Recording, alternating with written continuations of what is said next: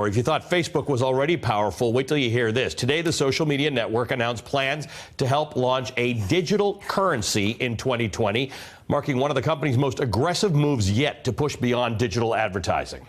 The new currency, called Libra, will be governed by 28 wide-ranging partners, including companies like Visa, Spotify, and Uber.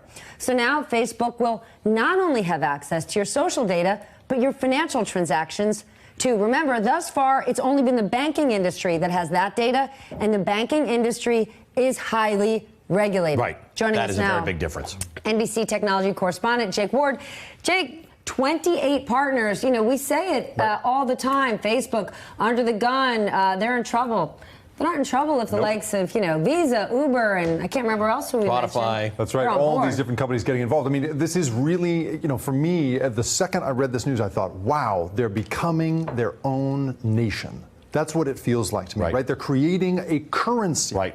To govern a user base of 2.2 billion people, the incredible power that that's going to leverage. And I think what's really interesting, and we have to get a little bit into the weeds with this to make it clear, is that it creates all of these weird financial possibilities, these new financial vehicles. You think leverage-backed securities were weird. Mm-hmm. We're going to get into the weirdest kind of cryptocurrency, secondary markets and stuff that's going to govern this stuff. The fundamental thing, just to understand, why they're doing this, is that they say that 1.3 billion people in the world do not have access to a bank. But even if you do have access to a bank and you live outside of the United States, we Americans just don't realize it's really hard to get your money onto the web. It's hard to buy stuff and sell stuff virtually when you are not dealing in American dollars. Right. What they're trying to do is get all of those people who are not dealing in American dollars onto their platform so they can Perfect create example, a Dell computer will take Bitcoin because they sell computers in Nigeria and Russia where the credit cards won't work. You can't buy a Dell computer from the United States, so they'll take Bitcoin. That's right. This idea is anybody anywhere can buy anything. That's right. We used to have these sort of underground dark web markets in which you really could buy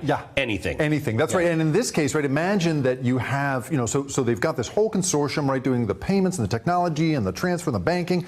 They're going to tie it to currency so that it won't fluctuate as much as it has with like Bitcoin and with other things, right? Yep.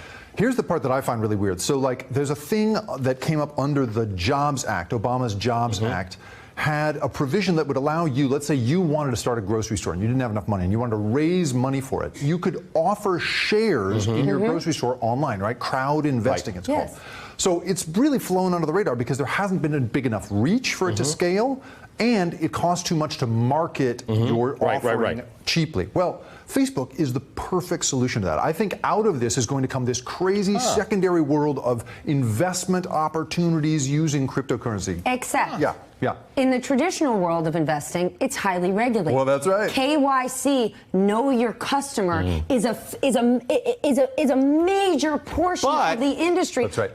Based on, just so we can explain it, based on, you have to take a licensing exam so you are not selling super risky products to senior citizens on a fixed income. Who's going to regulate this? But that's what Kickstarter does. Kickstarter does not regulate it, and people start their businesses on Kickstarter. But when you do a Kickstarter, you do not own a share in the company. It's like the NPR pledge drive, right? Yes, you correct. get a T-shirt out of it, right? In this case, you're talking about ownership of a company, right? There's a little bit of SEC regulation that goes into that right now. Regulation A+, it's called, for $1 million or $50 million investment.